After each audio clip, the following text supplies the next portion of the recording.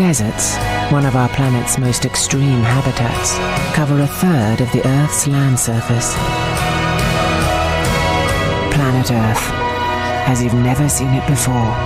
Next Sunday at 9 on BBC One. You can find out how Planet Earth was brought to the screen in this BBC book, which is full of dramatic tales from behind the scenes of this epic series. Kabul had just fallen. The world was waiting for the first live transmission.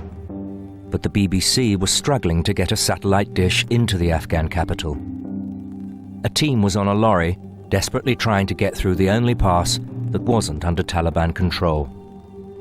2,000 metres up, an overnight snowstorm had cut off their path.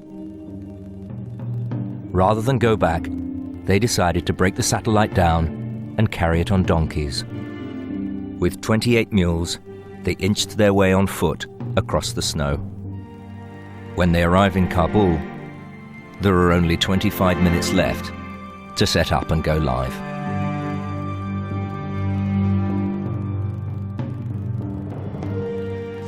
Talk to John now. John, Mr. Blair was saying today that despite the remarkable story of the liberation of Kabul...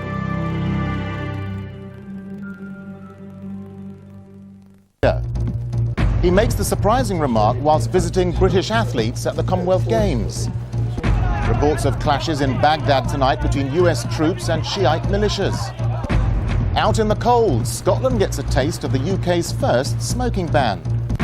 A spectacular finale to the Commonwealth Games in Melbourne. And are we getting value for money from the NHS?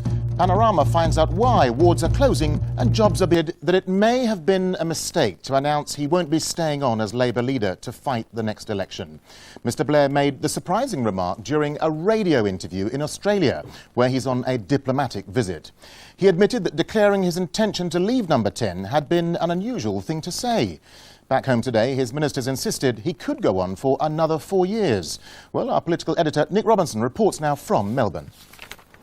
It is less than a year since Tony Blair was re-elected to Number 10, and yet the signs are that even he is beginning to wonder whether the political sands are running out on his premiership.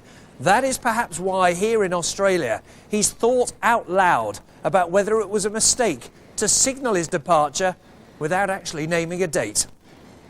How are you? Yeah, how are you? Good, thanks. It has been, Tony Blair admits, a pretty ghastly couple of weeks, but he's been visibly cheered by the sun down under and the smiles of athletes who've been worrying for the past fortnight not about sleaze, but about medals. The Prime Minister and his wife visited the athletes' village at the Commonwealth Games to meet, and it seems to admire, those who've found success here. It's not that I don't like the girls, it's just I much prefer to see the men's bodies.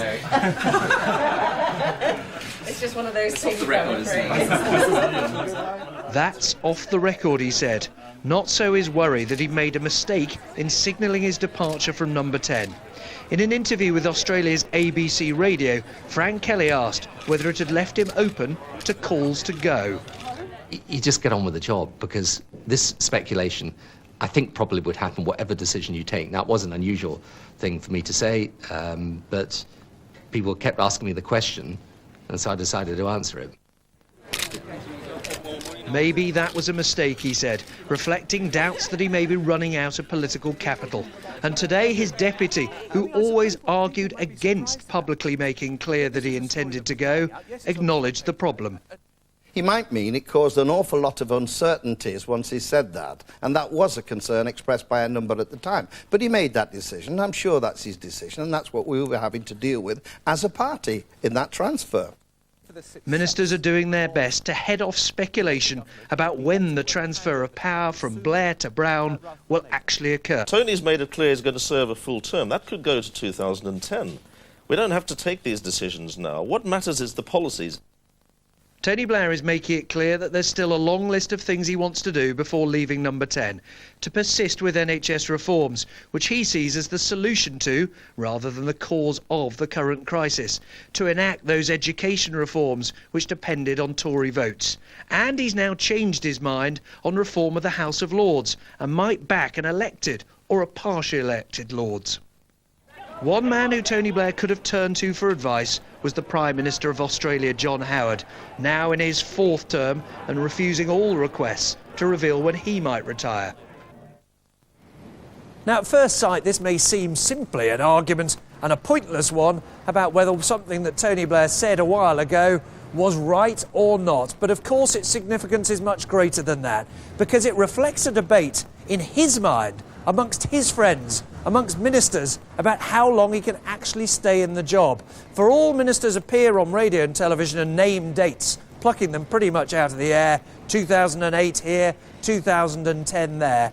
They know in truth that the debate going on is whether he will have to go this year, or at least signal that he's going to go, or whether he can comfortably stay on into 2007 and even beyond that. Nick Robinson there in Melbourne. Now, reports from Iraq tonight say there have been clashes between American troops and Shiite militias near a mosque in Baghdad. But while Iraqi authorities say at least 17 people have been killed, the US military says it has no information about the incident. Well, let's get more now from our correspondent Andrew North, who's in Baghdad. Andrew, it seems to be a very confusing picture. Any more details emerging? That's right. The first reports we had were of a US attack on a mosque believed to be a stronghold of support for the radical cleric Muqtada al-Sadr, and given his ability to bring large numbers of his supporters out on the streets, there would be real concern about the reaction to that. But we just had a statement in from the US military, and they say that this is referring to the same incident, but they say this was an Iraqi special forces raid which they supported, but an attack, they said, on suspected insurgents, and they say that 16 of these suspected insurgents were killed in this raid. They are not giving any information as to whether this involves Muqtada al-Sadr supporters. So some confusion over this at the moment. And Andrew, also reports coming in of a gruesome find in the town of Bakuba. That's right, and this one, even by Iraq standards, particularly gruesome. 30 bodies were found in a village north of Baghdad, and most of them had been decapitated. Now, the police are not giving any clue to their identities, but I have to say that most people here suspect that this is related to the continuing sectarian violence across Iraq. Andrew, thank you for that. Smokers in Scotland are getting used to the country's new smoking ban. It's the first in the United Kingdom. The ban, which came into force this morning, outlaws smoking in pubs and restaurants and includes on-the-spot fines of £50 for smokers who don't comply. From Glasgow, Andrew Castle reports. We're used to seeing them outside offices. Now the smokers have been excluded from the pub.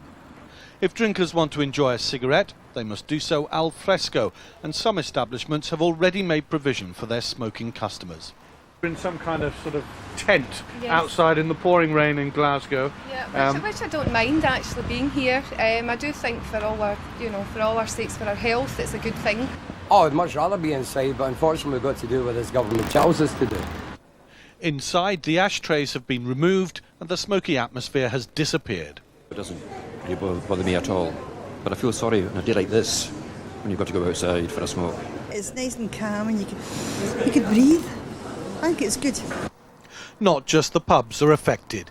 Cigarettes are now banned from places like train stations, bus stops where there's an enclosed shelter, even the cabs of lorry drivers. I'm certain that over time we will see even a small number of people who might decide to flout the ban in the early days, decide to go with it, to abide by the law and to help us make this work.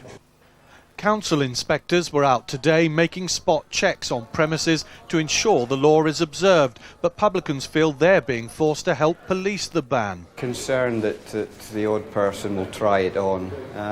We generally have a good bunch of customers here who we like to think do as they're told, so it may be one or two strangers will come in and try it on.